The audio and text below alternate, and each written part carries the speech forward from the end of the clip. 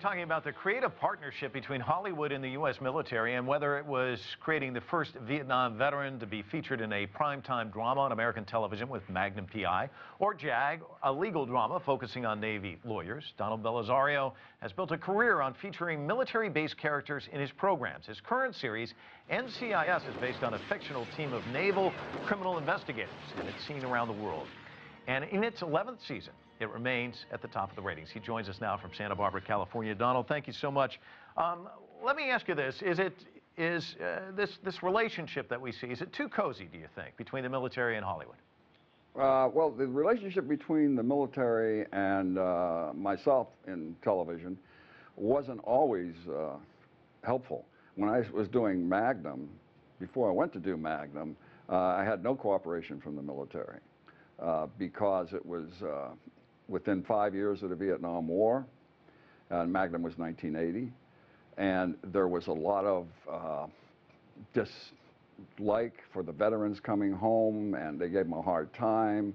You know, they blamed the veterans for the war, and it was just, I just couldn't get any cooperation. So I had to build up trust, which I did. When I went to do JAG, it was right after Tailhook. So the Navy didn't want to give me any cooperation. And I had to go through some contacts I had in the U.S. Senate to get to the CNO of the Navy. And once that happened, I got cooperation. And the cooperation was on a show-to-show basis. And as they saw the shows and saw that I was not going to besmirch the Navy, I, in fact, was giving them a lot of publicity, then they became very helpful. Didn't that kind of provide some kind of self-censorship in a way, though? I mean, did that change how you might write a script or approach a storyline? No, no. I never had to write. I think in all the shows that I did, and we're talking hundreds and hundreds of episodes, there was only one time when they said, you know, we want you to change this. And I said, I'm sorry, I can't change it. And they said, well, then you got to understand, we can't give you any cooperation on this one. And I said, fine, we'll do it. If you can't give me cooperation, that's fine. But then the very next show, they were back to giving me cooperation.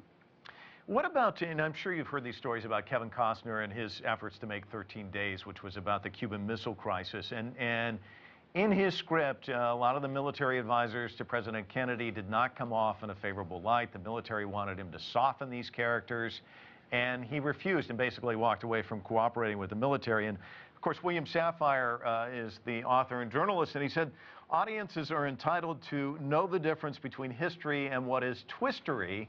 And isn't that, in a sense, a spin on the part of the military? If the truth and the tapes actually bear out what Costner was saying, that the military doesn't come off so great, isn't that kind of spin on the part of the Pentagon, in a sense? Well, it's like anything. You know, does any corporation, and let's think of the military as a big corporation when you get to the Pentagon, does any corporation want to have any information out there or any shows made about it that are negative? Of course not. Can they exert control over it? Some can, but again, I can only speak for my shows. They exerted no control, none. If you wrote something that was unflattering, would you be concerned that it might get spiked, or you just have this long relationship now that you wouldn't mind pushing the borders, or does it enter into the equation when you sit down and try and create a character or storyline? It honestly never entered into the equation with me. It never did. You know, I'm a former Marine, and so I have a great deal of love and respect for the military, and so I treat it from that point of view. But I've written scripts or had scripts written where the military had done many things wrong. I mean, JAG is about the Judge Advocate General's office, which prosecutes criminals in the military. I mean, that's what the stories are about, or were about. It was on the air for 10 years. But overall, the image that was portrayed was a positive image. And I think that's why I got the cooperation that I did. Walk us through the process. What's it like for you when you're working on a series? How heavily involved are they? Well, we always have a military advisor. Now, the military advisor is usually someone who's retired from the military. And we also have military advisors that are still in the military from their PIO offices. They read the scripts. They may make comments, but the comments, if they are leveled at things that are inaccurate, then we listen to them.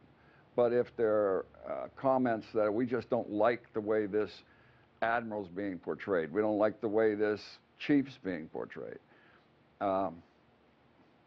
tough. Tough. Is the military interested in your mind in portraying the true face of war, or would they rather have a more antiseptic version? I don't know if they're interested in portraying the true face of war.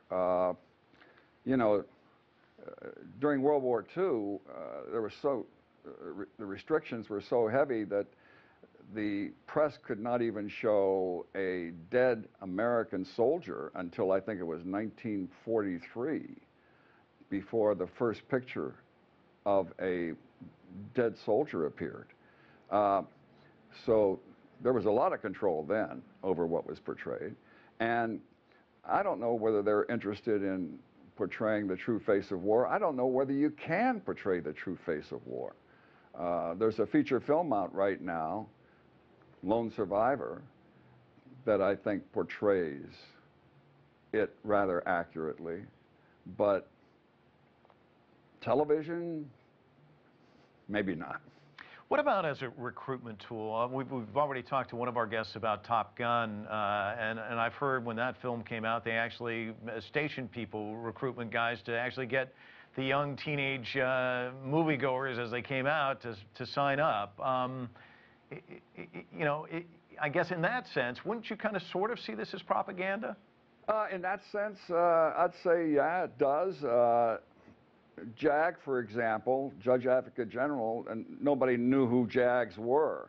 The JAG, there was a huge rise in the number of officers that wanted to go into JAG after the show was on the air.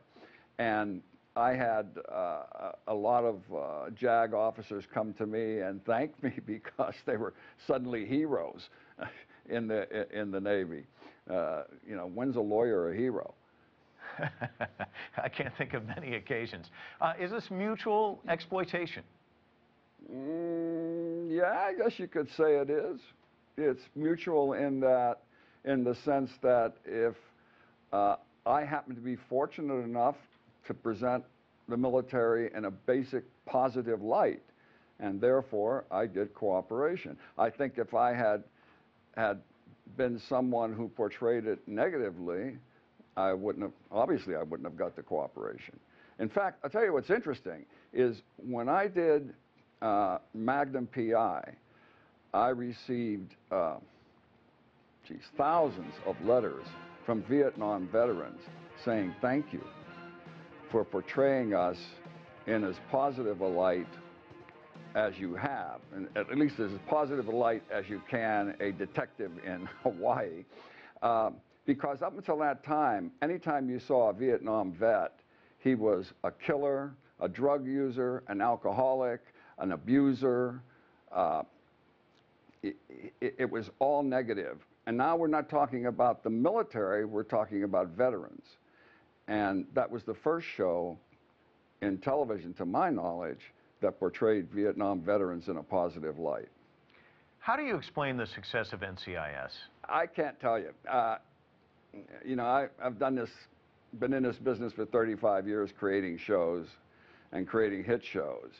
And what makes NCIS a hit is a number of factors, not the least of which is the characters that meld together. There are many different characters there.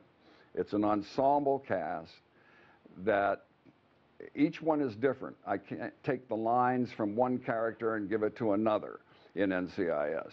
It doesn't work that way, because each one, as I developed them, I developed each one uniquely. And I think that appeals to people. Plus the fact that it has humor. I've always made shows with humor.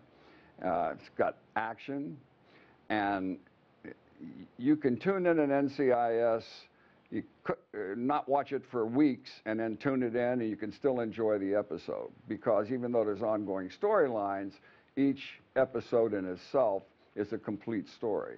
So you're not hung up on, oh, geez, I didn't see the shows prior, so I don't know what's going on. I have to apologize. We've run out of time, but thank you so much, and continued success. Thank you for joining us from California. Thank you.